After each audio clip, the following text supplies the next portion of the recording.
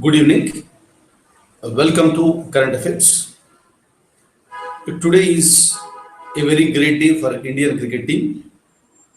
India is playing extremely well with Sri Lanka, and there were two turns, one from Dhawan and second from the captain Virat Kohli.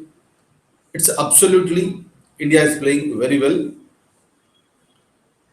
and India has got a lead of more than 175.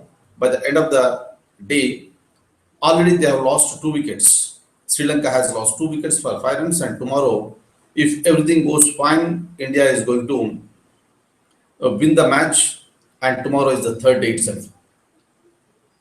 So this is the team effort. Bowlers have bowled well, and batsmen they played their part excellently, and India is going to win this particular match.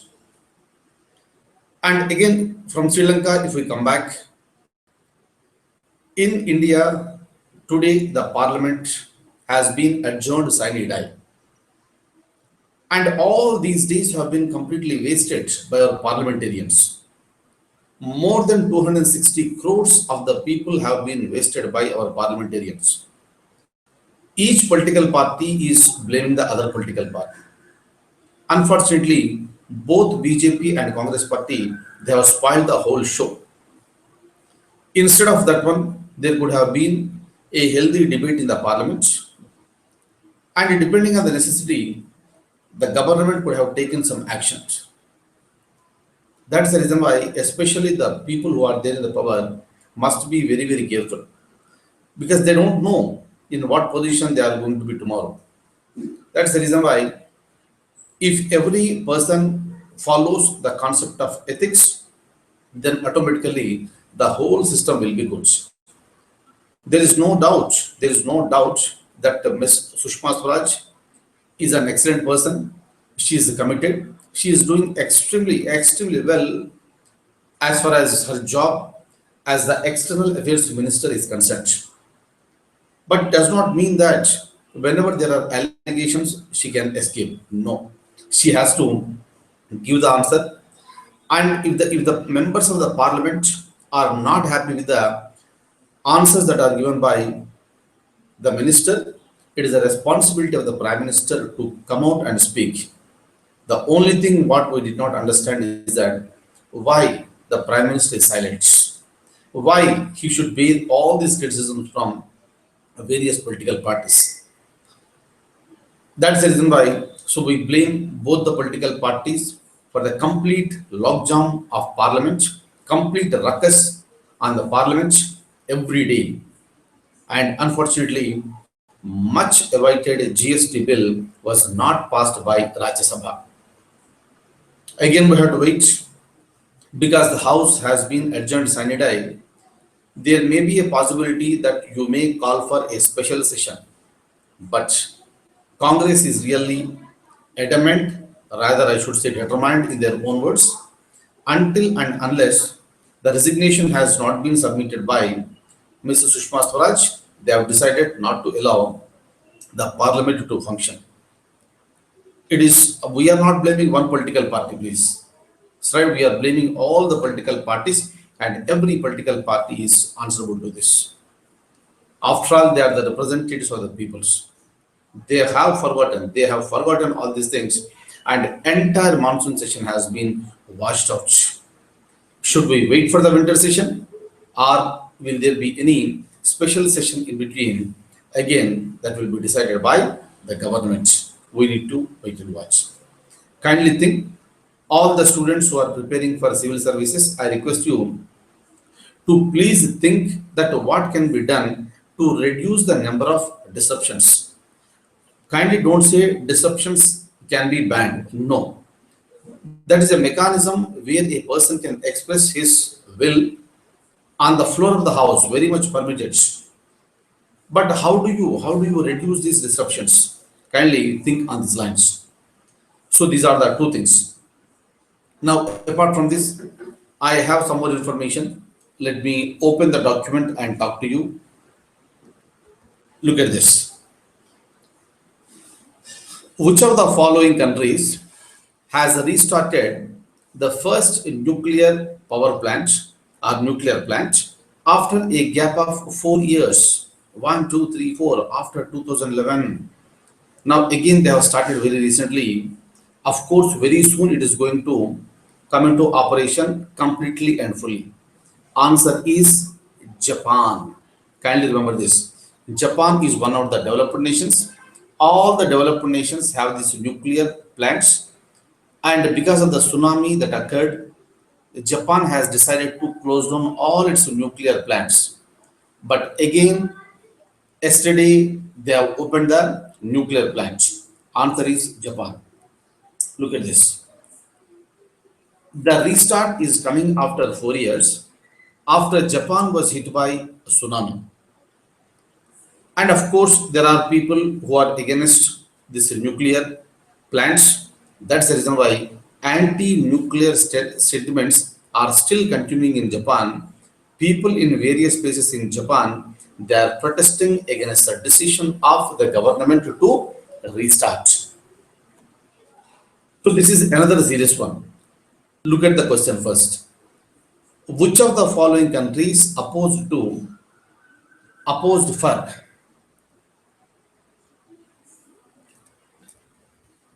for United Nations Security Council reforms that stopped India's bid to become a permanent member of United Nations Security Council? So what exactly is this? So look at this. Basically, you know what is this United Nations. I explained you very clearly in some other class. And one of the important organs of the United Nations is the United Nations Security Council. And the strength of the Security Council is 15. Out of that, 5 countries are permanent members. They are called P5 or permanent 5.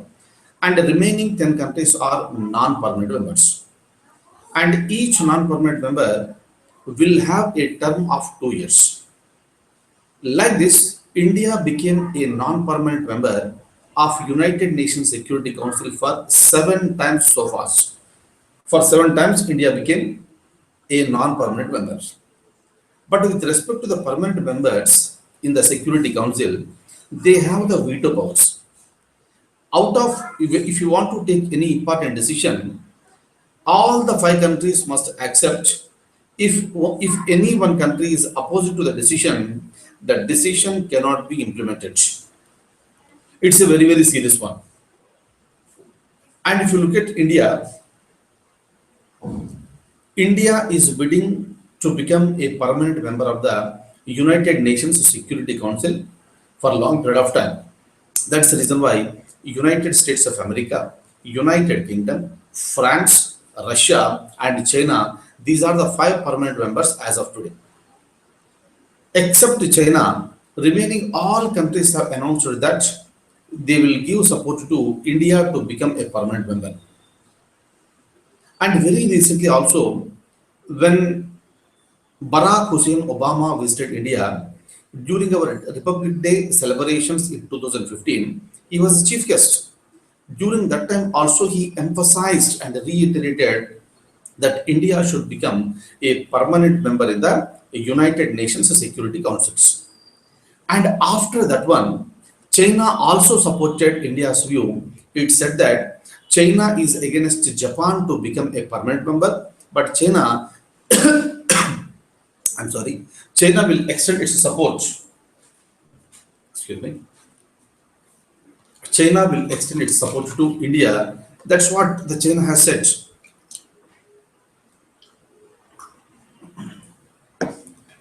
But unfortunately, what happened yesterday, when the reforms were supposed to be moved to increase the number of permanent members, and some of the countries they have opposed for this because there is an opposition, so immediate expansion may not be possible. Otherwise, in the month of September, the decision could have been taken and India could have become a permanent member in the United Nations Security Council. Immediately, it is not possible. Definitely, it is going to take some time for India to become a permanent member. India was waiting for a long period of time, but because of the opposition from some of the countries, India cannot become a permanent member immediately. Now, I'll show you the question. Please read the question once again. Which of the following countries opposed for United Nations Security Council reforms that stopped India's bid to become a permanent member of the Security Council? United States of America, Russia, China, D, all the above. Answer is all the above. Very, very, very, very unfortunate, and it's a big shock for India, in fact, because very recently American president has announced for the support. Russia is India's very, very, very close friend since the beginning. China also accepted in the month of February 2015, but unfortunately, they have opposed for the reforms and it is not going to be expanded soon. Am I clear? And one very, very important point, please look at this. Answer is B. Okay. Next. Next, I was referring to you with respect to this Commonwealth Parliamentary Associations. And this particular meet is going to be held in Pakistan. I told you certain points in the previous class. And India has announced that India is not going to attend this meet. It's a general phenomenon when the Commonwealth Parliamentary Association meeting takes place. Apart from the Lok Sabha speaker, the speakers of all the state legislative assemblies will also be invited. But Pakistan this time invited Lok Sabha speaker, and Pakistan also invited the speakers of all the assemblies except Jammu and Kashmir assembly. It's an insult. It's an insult to India. It's an insult to Jammu and Kashmir. This is a mechanism of Pakistan to express its wish to tell the world that we don't recognize Jammu and Kashmir as a part of India. It's a complete insult. India took it very seriously, and the Lok Sabha Speaker Sumitra Mahajan has announced very clearly saying that if Jammu and Kashmir Assembly Speaker is not invited, we are going to boycott. We are going to boycott this particular conference. And shockingly, see here, whenever such type of warnings are given, the other country should bend and request India to come there to take part.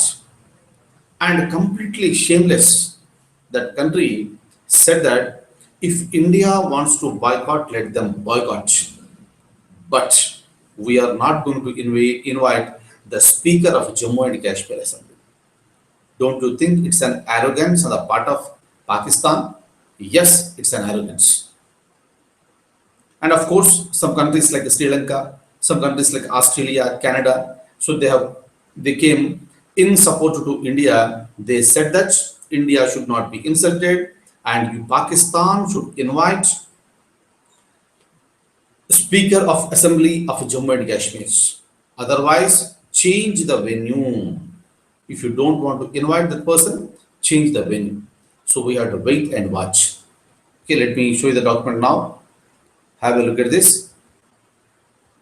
The Commonwealth Parliamentary Association is going to be held in Pakistan. The Speaker of Jammu and Kashmir was not invited. India raised serious objections for the same. India demanded that Jammu and Kashmir Assembly Speaker must be invited, otherwise venue should be changed. Other countries like Canada, Sri Lanka, Bangladesh supported the view of India. Look at this. Pakistan on August 11, 2015 announced that India can boycott the conference, but the Speaker of Jammu and Kashmir Assembly will not be invited. Such a great, great, great arrogance. Look at this. Who of the following is the chief of NIA, National Investigation Agency? is Anil Kumar Sinha, Dineshwar Sharma, Rajinder Khanna, Sharad Kumar. All these are IPS officers, senior IPS officers, and the option D is the answer. That is Mr. Sharad Kumar. Look at this. And if you look at this, Dineshwar Sharma, so he is the chief of intelligence bureau, and Rajendra Khanna is the chief of research and analysis wing, RA. And Anil Kumar Sinha, as you know, he is the CBI director. Just remember the names. Now, so why I am talking about Mr. Sharad Kumar? It is because we have seen very recently. So we caught Kasab number 2, and he's a terrorist from Pakistan. His name is Muhammad Naveen Yaqub, but of course, Pakistan, as usual, denied that Muhammad Naveen Yaqub is not from Pakistan. And now you need to go for very serious investigation and interrogation. Normally, the middle level officers will be starting this investigation, but the National Investigation Agency Chief, Mr. Sharad Kumar, he decided to investigate the Pakistani terrorist personally. He wanted to do it. And the government has decided to shift him from Jammu and Kashmir to Delhi today. So this might have happened today itself. Okay, that's the reason why it's there in the news. Kindly look at the question if you want. Who is the chief of NIA, National Investigation Agency? Answer is Sharad Kumar. Please remember this. And also remember, NIA is an agency that will investigate into the terrorism related cases. Am I clear? Next. Next, we have another concept called a right to privacy. What exactly is this? So very recently also I was referring this particular matter to you. When it comes to the right to privacy, is it a fundamental right or not? Constitution has not defined this very clearly. But in the year 1954, Supreme Court has given a judgment. Later, in various cases, Supreme Court was also referring to these cases, and we are assuming that the right to privacy is a fundamental right. Now, a serious objection has been raised by the government of India, and the Attorney General is fighting this case in the Supreme Court, and he is demanding that the right to privacy should not be declared as a fundamental right. Whether it should be a fundamental right or not, how do you decide it? And Attorney General is demanding that don't take this 1954 or any other case into consideration. He requested the Supreme Court for constituting a constitution bench. And a constitution bench has been created. It's a larger bench. It's a larger bench where you have minimum 5 judges. It has been constituted, and the issue that is related to the right to privacy has been referred to constitution bench. So we have to wait and watch for that. People are demanding that a right to privacy should be a fundamental right. Government says right to privacy is not a fundamental right. Is that okay? Now, let me open the document. Let me show you this. The points what I have with me now. Look at this. Can citizens of the country claim privacy as their fundamental right? That's the question. Should it be a fundamental right under Article 21 of the Constitution? And the apex court referred the same to a constitution bench. Referring to 1954 verdict of the Supreme Court, the center has contended that a 8-judge bench of the court has held that right to privacy was not a fundamental right. Was not a fundamental right. Okay. Now, Attorney General told the bench that the Supreme Court verdicts of the subsequent years that held privacy a fundamental right, cannot be enforced as the verdict was passed by a smaller bench. So we have to SMALL, yeah, smaller bench.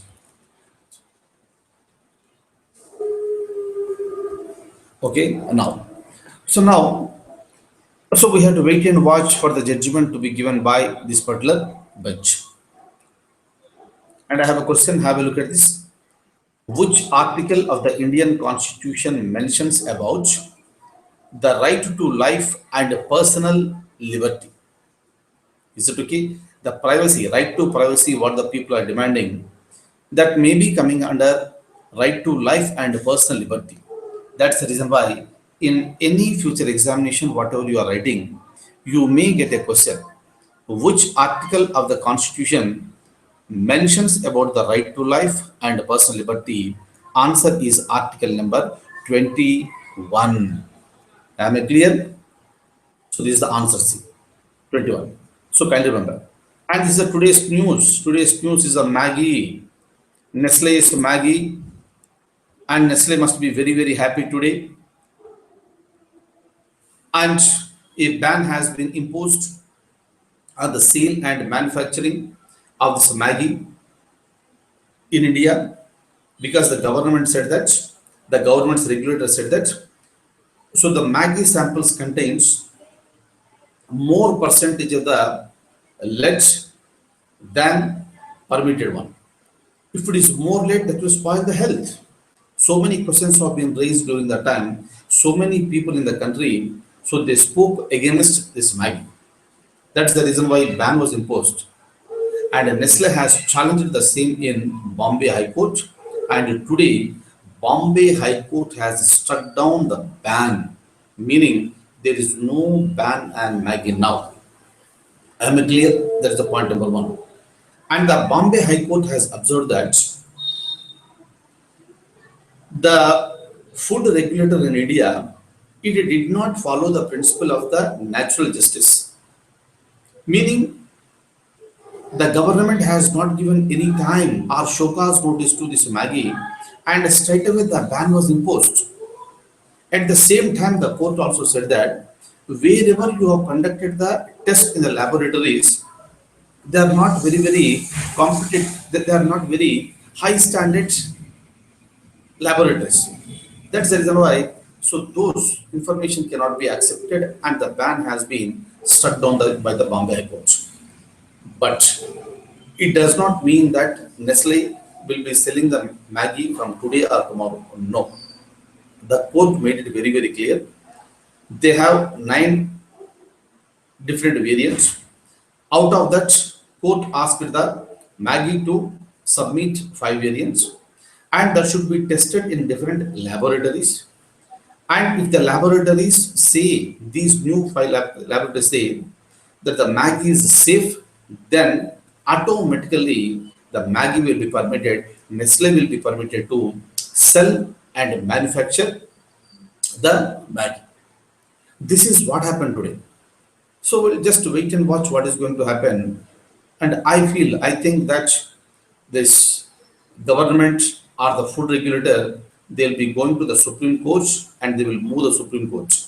So we have to wait and watch the developments. Otherwise, in the examination, you will get a question: which of the following high courts in India has lifted the ban on Maggi? Answer is the Bombay High Court. Let me show you the document now. Look at this. The Bombay High Court struck down the order of FSSAI of ban of Maggi. The court observed that the principle of natural justice was not followed, show cause notice was not issued, and the samples were not tested in accredited laboratories. And the court asked the Nestle India to submit 5 samples of 9 variants to the accredited laboratories. If the lead is in permissible limits, then they can go ahead with the manufacture and sale. This is the verdict that is given by the Bombay High Court.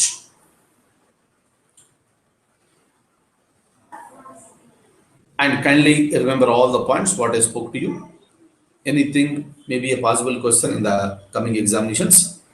And I'll stop at this stage and we'll meet tomorrow.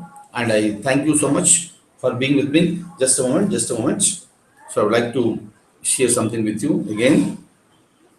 I would like to share some sharing. It's a wonderful thing. It is given by a person called Ralph Marston. He said that it's important for me, you, and everybody, please. It said that what you do today can improve all your tomorrows. Simple statement, but it is carrying lots of meaning, my dear close friends. I would like to read this for you once again. What you do today can improve all your tomorrows. If I want my tomorrows to be better, I have to do something positive today. I have to do something productive and progressive work today, and that today will take care of my tomorrow. That's the meaning of this particular statement. Hope you have understood that. Let's make some productive work and progressive work on day-to-day basis, and let's live our life and let's make our future and let's make our tomorrows a better tomorrows. So thank you so much for hearing to me, and I wish you all the very best. Have a very good time. Thank you.